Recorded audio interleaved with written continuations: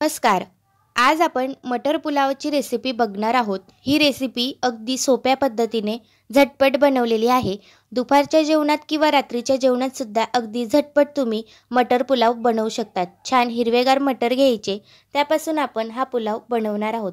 सोप्या पद्धतीने बनवलेला आहे, घरातील सगळेच आवडीने खातील. त्यासाठी मी 1 वाटी तांदूळ स्वच्छ धुवून 2 तास भिजत घातला, म्हणजे तांदूळ पटकन शिजून जातो. त्यानंतर कढई घेतली, त्यामध्ये 1 चमचा जिरे, सगळे खडे मसाले घेतले, लसूण घेतला, बारीक चिरलेला कांदा घेतला. सगळं आपण यामध्ये एकजीव करून छान असा फ्राय करून घेणार आहे.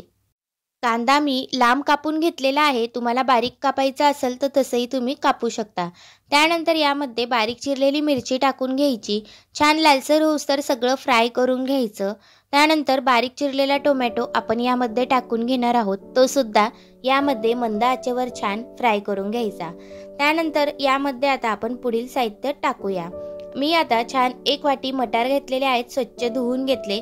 ते यामध्ये टाकून घ्यायचे. ते सुद्धा छान तेलात 5 मिनिट फ्राय करून घ्यायचे. मटार थोड्या वेळ जास्त ठेवायचे, म्हणजे छान असे फ्राय होऊन जातात. त्यानंतर यामध्ये आपल्याला थोडे काजू टाकायचे आहे, ऑप्शनल आहेत. टाकायचे नसतील तर नका टाकू. त्यानंतर सगळं एकजीव करायचं. आता यामध्ये आपण थोडे मसाले घालूया. त्यासाठी मी 1 चमचा बिर्याणी मसाला आणि 1 चमचा गरम मसाला घेतलेला आहे. तो यामध्ये टाकून छान एकजीव करून 5 मिनिट फ्राय करून घ्यायचा. त्यानंतर आपण जो तांदूळ भिजत घातला होता तो यामध्ये टाकून घ्यायचा, एकजीव करून घ्यायचा. अगदी सोपी रेसिपी आहे, झटपट होते. अगदी आपल्याला भूक लागली की अगदी 5 मिनिटात ही रेसिपी होते. छान एकजीव करून घ्यायचं. त्यानंतर यामध्ये 1 ग्लास पाणी टाकून घ्यायचे. त्यानंतर एकजीव केल्यानंतर यामध्ये आता आपल्याला चवीनुसार मीठ टाकून घ्यायचे आहे.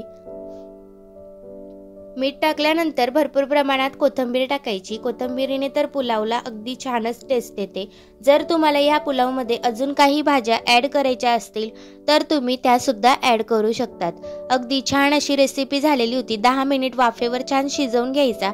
पाणी आटल्यानंतर गॅस बंद करायचा, मंद आचेवर वाफवून घ्यायचा. आपला पुलाव अगदी झटपटच रेडी झालेला आहे. बघू शकता अगदी मोकळा आणि किती छान पुलाव झालेला आहे. ही रेसिपी जर तुम्ही लहान मुलांना टिफिनला दिली तरी सुद्धा ते अगदी आवडीने खातील. वेगवेगळ्या भाज्या जरी तुम्ही यामध्ये ॲड केल्या तरी हा पुलाव अगदी टेस्टी बनेल.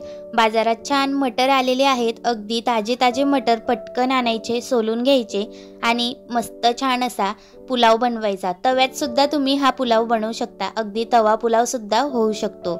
अगदी पौष्टिक रेसिपी आहे. मुलं सुद्धा अगदी आवडीने खातील.